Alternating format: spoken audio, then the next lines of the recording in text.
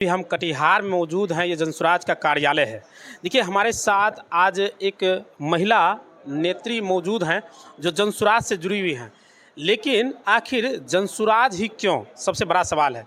चलिए, इस जानकारी को लेकर हम महिला जो नेत्री हैं उनसे हम जानते हैं और जानने का प्रयास करते हैं कि क्या कुछ मुद्दा रहेगा इस बार चुनाव को लेकर। मैडम, सबसे पहले आपका क्वेश्चन में बहुत बहुत स्वागत है। धन्यवाद आपका। मैडम, मेरा पहला सवाल यही है कि बहुत सारे राजनीतिक दल हैं बिहार में पहले से, और जनसुराज एक नई पार्टी है। पिछले वर्ष ही गठन हुई, अभी साल भर भी नहीं हुआ है, और जनसुराज ही क्यों? देखिए, मैं 2023 मार्च के महीने में जनसुराज प्रशांत जी से मिलने के बाद उनसे एक बातचीत हुई तो लगा कि नहीं, हमारे प्रशांत जी में राजनीति का दम है और वो बंदा एक वर्ल्ड लेवल का चेहरा और एक राजनीतिककार जो कितने लोगों को बना के गांव-गांव घूम रहे हैं अब अपने लिए बिहार को सुधारने के लिए। आज से नहीं, 25 साल से बिहार की हालत बद से बदतर है। लोग जो है सारे धंधे को छोड़ के, चाहे वो धोख का धंधा हो, शिक्षा का धंधा हो, स्वास्थ्य का धंधा हो, हर धंधे को छोड़ के लोग जो है, जब कोई धंधा नहीं मिला तो लोग नफरत का धंधा शुरू कर दिए, जाति का धंधा शुरू कर दिए, धर्म का कर दिए, और ये कह के लोगों को बरगला के राजनीति करने लगे। हमारे बिहार में विकास नाम की चीज़ कोसों दूर हुई। खास करके हमारे एसटी और एससी और अल्पसंख्यक की हालत तो बद से बदतर होती चली गई। गांव में लोग आज भी रोज़गार के लिए बाहर पलायन करने लगे। बहुत बिंदुओं पर हमने गौर किया और देखा कि नहीं, ये प्रशांत किशोर जी समाजवाद के लीडर तो हैं, गांधीवाद के लीडर हैं, लेकिन एक आदर्शवाद के भी लीडर उनमें हमको नज़र आया कि नहीं, वो बिहार का बेटा है और बिहार का दुख दर्द देख के बिहार में आए हैं और बिहार के लिए कुछ अच्छा ही करेंगे। इसलिए हम जनस्वराज में जुड़े हैं। 2025 में क्या लगता है, प्रशांत किशोर सीएम बनेंगे? देखिए, बार बार तो आप लोग खुद सुन रहे हैं, उनका आह्वान भी है, उनके वक्तव्य में है, हमेशा ही बोलते हैं कि सीएम का पद हमारा सपना इतना छोटा नहीं है। अब वो सपना उनका क्या है, वो सपना तो वही बता सकते हैं, लेकिन हम लोग इतना ज़रूर जानते हैं कि उनका बार बार ये कहना है कि ये इतना छोटा, हमारा जो ख्वाब है इतना छोटा नहीं है। इसलिए जब उनकी सरकार बनेगी तो वो कैबिनेट ही जो जीतेंगे वो तय करेंगे कि कौन ऐसा आदमी होगा जो यहाँ की सरकार का बागडोर संभालेगा। ये अभी कहना बहुत मुश्किल है। बिहार में मुख्य तौर पर क्या क्या समस्याएं हैं? बिहार में ए से जेड तक लेकर समस्या है। आप जिस डिपार्टमेंट में चले जाइए, सबसे पहले शिक्षा में जाइए, खिचड़ी खा लेना, बच्चे को वहाँ से हटा देना। पढ़ाई नाम की तो कोई चीज़ है नहीं। कोई भी टीचर का यह मनसा नहीं है कि बच्चे के लिए अपने जीवन को गुजारें। बस हर टीचर का ही मनसा है कि 10 बजे आएँ और कैसे 5 बजे और घर चले जाएं। दूसरा है, हमारा हेल्थ डिपार्टमेंट एकदम जो है लचर पचर है। लगता है कि अब उसको ऑक्सीजन भी मिलने के बाद भी वो नहीं सुधरेगा। यहाँ हमारे सेटअप की इतनी कमी है, इंफ्रास्ट्रक्चर का इतना कमी है कि आज थोड़ा सा बीमारी होने पर लोग जो है यहाँ के डॉक्टर, बिहार के डॉक्टर क्यों भेज देते हैं कि बस दिल्ली जाइए। क्या एक चेस्ट पेन होने के बाद क्या दिल्ली जाएगा आदमी? यहाँ क्यों ऐसा सेटअप नहीं है? जो यहाँ के बिहार का गरीब गुरबा लोग जो है दिल्ली में चले जाते हैं इलाज करने के लिए, क्या उनकी व्यवस्था ऐसी है? उतने पूंजीपति वो लोग हैं? सरकार जो 5 लाख का जो उनको दे रही है, उनके साथ आयुष्मान कार्ड है, क्या सक्सेस है? आज भी गरीब भटकता है बड़े बड़े शहर में जाके, कोई हॉस्पिटल नहीं मिलता है, कहीं सही व्यवस्था नहीं है, बहुत दिक्कत होती है गरीब गुरबा को। यह हम लोग अच्छी तरह जानते हैं कि आयुष्मान कार्ड भी जो है एक जो है माने खिलौना बन के रह गया है इस बिहार के अंदर। बिहार आज भी गरीब राज के दर्जे में क्यों आता है? हाँ, इसलिए कि यहाँ सारा उद्योग को बंद कर दिया गया है। यहाँ के सारे लीडर जो है वो यहाँ के गरीब गुरबा की आवाज़ में आवाज़ नहीं मिला रहे हैं।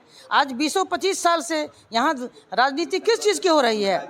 आप खुद देखिए, यहाँ सब उद्योग को बंद करके क्या धर्म की राजनीति होती रही?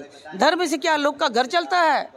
हिंदू मुस्लिम की राजनीति चलने लगी, नफरत की राजनीति चलने लगी। लोग के दिमाग को इतना इन्वर्ट कर दिया गया कि लोग बेचारे कम पढ़े लोग हैं और उनको नफरत का ऐसा बीज बो दिया गया कि यहाँ की राजनीति सही जो राजनीति है वो यहाँ से दूर होती चली गई। लोग को कट्टरवाद बना दिया गया, सांप्रदायिकता के रंग बरों को रंग दिया गया। लेकिन अब लोग समझ रहे हैं कि नहीं, इससे हमारे बाल बच्चे का भविष्य उज्जवल नहीं होने वाला है। सारे लोग हमको बरगला के बेवकूफ़ बना के वोट ले लेते हैं। कभी भी गांव में ये नहीं पूछते हैं कि तुम्हारे बच्चे की क्या हालत है, तुम्हारे घर की क्या स्थिति है, तुम्हारी आर्थिक क्या स्थिति है, तुम्हारे यहाँ कौन बीमार है, तुम किस दौर से गुजर रहे हो। बस लोग यही जाके कहते हैं कि इलेक्शन का ज़माना यार, हिंदू एक हो जाओ, मुसलमान एक हो जाओ, और यही कह के लोग को ठग के वोट ले लेते हैं। लेकिन जनस्वराज जब से आया है, जब से जनस्वराज के लोग जनस्वराज में शामिल हुए, लोग बता रहे हैं कि नहीं, अब जो है आप जात पात के नाम पर वोट नहीं दीजिए, आप अपने बच्चे के भविष्य के बारे में सोचिए, अपने पति के बारे में सोचिए जो बेचारा दूर दराज प्लान के लिए चला जाता है। आपका बच्चा सही जो है एजुकेशन नहीं लेता है। अगर स्कूल में पढ़ाई होती है तो ग्रेजुएट बच्चा भी सही पूछे तो सही ढंग से कहीं पर ठीक से खड़ा नहीं हो सकता है। बड़े बड़े उसको मॉल में नौकरी नहीं मिलती है, इसलिए वो 2 लफ्ज़ इंग्लिश नहीं बोल सकता है। हमारा बच्चा दिल्ली बम्बई में जाके मॉल में क्या करता है, पोछे का काम लगाता है। ये कितनी दर्दनाक भरी कहानी है बिहार की कि आज जो हम लोग जो है इतने मफलूज हो चुके हैं कि हमारा नौजवान लड़का और वो नौकरी के लिए भटक रहा है। आज जो सही नौकरी है वहाँ भी इतनी रिश्वतखोरी है कि सही गरीब का बच्चा कहीं सेट नहीं हो पा रहा है। ये क्या, ये बिहार की दुर्दशा कितनी ख़राब हो चुकी है। इसलिए आस्ते आस्ते लोग जनस्वराज में शामिल हो रहे हैं और आने वाला दिन जनस्वराज का होगा बिहार में। बिहार के लोग आज भी मजदूर कहलाते हैं। दूसरे राज्य के देखते हैं तो बिहार से मजदूर के नाम से जानते हैं कि यहाँ पर मजदूर ज़्यादा मिलता है। हाँ, क्यों नहीं जानेंगे, यहाँ उद्योग है ही नहीं। बेचारा मजदूर क्या करेगा, मनरेगा में लूट मचा हुआ है। एक भी मजदूर को मनरेगा का से काम नहीं ले जाता है। लोग आम लोग से काम ले लेते हैं और सारा पैसा अपने हाथ में रख के 10-20 रुपया मनरेगा को दे के और उसको बंदर बांट कर दिया जाता है। तो मजदूर हमारे गरीब गुरबा कहाँ जाएंगे। खेती के नाम पर उनका शोषण होता है। आम किसान बेचारे खाद बीज डीजल के लिए मरते हैं।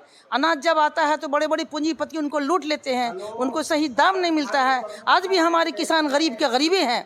कोई किसान बता दीजिए जिसकी हालात बहुत अच्छी है, जिसका बेटा फ्लैट से उड़ रहा है, जिसका बेटा इंग्लैंड अमेरिका में पढ़ रहा है। इसलिए आज भी किसान की हालत, जो हमारा साला अन्नदाता है, जो हमारे पूरे बिहार का पेट भरता है, सारे लोग उसी पर निर्भर करते हैं। एक साला IAS से लेके नीचे का लोग भी उसी किसान पर मुनसर है। लेकिन आज इस किसान की हालत बद से बदतर होती चली जा रही है। तो क्या हमारे बिहार सरकार का दोष नहीं है?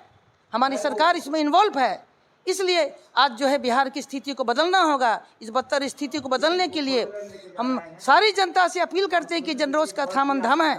आपको संविधान ने अधिकार दिया है।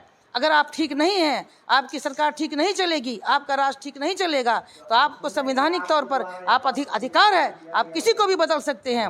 लेकिन यहाँ धर्म के नाम पर लोग को इतना बरगला दिया गया है कि लोग इलेक्शन के टाइम में फिर वही धर्म के नाम पर वोट देते हैं। लेकिन जनता अब जग रही है, महिला जग रही है, पुरुष जग रहे हैं। आज जो है बच्चे के भविष्य को देख के एक एक लोग अपने बच्चे का चेहरा देख के इस बार ज़रूर बटन दबाएंगे। एकदम मेरी उम्मीद है, मेरा आशा है। जनस्वराज का एक रैली पटना में होने जा रहा है, उसको लेकर क्या? जनस्वराज की रैली हो रही है बिहार में। ऐसी रैली मुझे लगता है कि ऐतिहासिक रैली होगी, और ऐसी रैली नहीं लगता है कि पहले कभी हुई होगी। हर डिस्ट्रिक्ट से मुझे लगता है कि 10,000 से कम लोग नहीं जा रहे हैं। और हमारे कटिहार से महिलाओं का संगठन है, मैं महिला अध्यक्ष के रूप में यहाँ महिलाओं के प्रति काम करती हूँ, और यहाँ मनिहारी इसका गवाह है कि आज प्रशांत किशोर जी आए थे, काफ़ी महिलाओं ने बढ़ चढ़ कर हिस्सा लिया था। उसी तरह हमारे रैली में यहाँ की कटिहार ज़िला की महिला काफ़ी बढ़ चढ़ कर हिस्सा लेंगी, और रैली का रंग जो होगा वो कभी बदरंग नहीं होगा। ऐसी तस्वीर कशी होगी कि पूरा दुनिया, बिहार क्या पूरा हिंदुस्तान देखेगा उस रैली को। बहुत बहुत धन्यवाद। परिचय आपका? हमारा नाम सैयद नुसरत मंजूर, महिला अध्यक्ष, कटिहार जिला। Thank you. कैसा लगा वीडियो कमेंट जरूर कीजिएगा। बहुत बहुत धन्यवाद। सुतारा में ही मिशन स्कूल CBSE नई दिल्ली से 10+2 तक मान्यता प्राप्त आवासीय विद्यालय जो विगत 15 वर्षों से आपके बच्चों का शिक्षा, खेल, विज्ञान, तकनीकी तथा सांस्कृतिक रूप से समृद्ध कर रहा है। कटिहार जिले के सुरेश्वर नगर, देवीपुर, कुर्सेला, समेली स्थित हमारा 10 एकड़ में फैला प्राकृतिक सौंदर्य से हरा भरा विद्यालय परिसर व खेल मैदान ऐसा वातावरण प्रदान करता है जहां विद्यार्थी न केवल पढ़ाई में बल्कि हर क्षेत्र में आगे बढ़ते हैं। अगर आप भी अपने बच्चों का सर्वांगीण विकास चाहते हैं तो सुतारा में ही मिशन स्कूल से जुड़ें। नए सत्र के लिए कक्षा नर्सरी से कक्षा 9वीं तक एवं 11वीं के लिए नामांकन प्रारंभ है। नामांकन संबंधित जानकारी व फॉर्म के लिए विद्यालय कार्यालय से संपर्क करें।